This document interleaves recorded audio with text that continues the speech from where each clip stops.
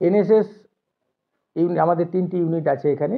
3টি ইউনিটের উদ্যোগেই আজকে স্বচ্ছতা বিষয়ে একটি প্রোগ্রাম ছিল, যেখানে আমাদের রাজ্যের রিজিওনাল ডাইরেক্টর বিনয় কুমারজি এসেছিলেন এবং আমাদের ইউনিভার্সিটির যিনি এনএসএসের কোঅর্ডিনেটর আছেন ডক্টর দেবদুলাল ব্যানার্জি, তিনিও এসেছিলেন।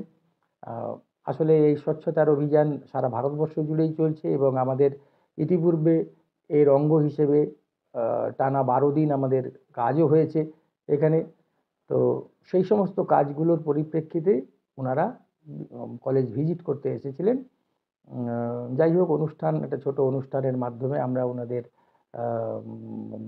বক্তব্যও শুনলাম এবং আমাদের ভবিষ্যতের কর্মপন্থা ওনারা যেভাবে বললেন সেভাবে আমরা চলার চেষ্টা করব। ছোট কলেজ, আর্থিক সামর্থ্য সেভাবে আমাদের নাই, যদিও আমাদের উদ্যোগ অবশ্যই আছে, কিন্তু উদ্যোগ থাকলেও তো হবে না, সামর্থ্যের একটা ব্যাপার থাকে।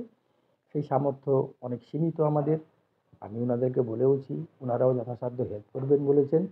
এইভাবে আমরা দেখি সমাজের কতটা উপকার করা যায়, কীভাবে সমাজকে স্বচ্ছ রাখা যায়, নিজেকে স্বচ্ছ রাখা যায়, কলেজকে সুস্থ রাখা যায়, সেটা আমরা ভবিষ্যতে চেষ্টা করি। আচ্ছা, যেমন ছবি আঁকা হয়েছে, এটার বিষয়বস্তুটা কি? হ্যাঁ, ছবি আঁকার বিষয়বস্তু কিছু ছিল না, ছবি আঁকা স্বচ্ছতা নিয়েই ছবি আঁকা ছিল আজকে।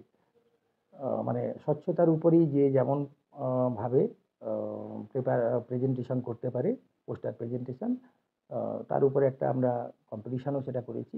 প্রাইজ দেওয়ারও ব্যাপার আছে, ছোট হলেও আমরা একটা প্রাইজ ছেলেমেয়েদের দেবো, যাতে ওরা ভবিষ্যতেও এনকারেজ হয়। ময়নাবাসী যাতে স্বচ্ছতার সূচনা নিজের বাড়ির পরিবেশ থেকে তৈরি করতে পারেন, সেই উদ্দেশ্যে কি বলবেন?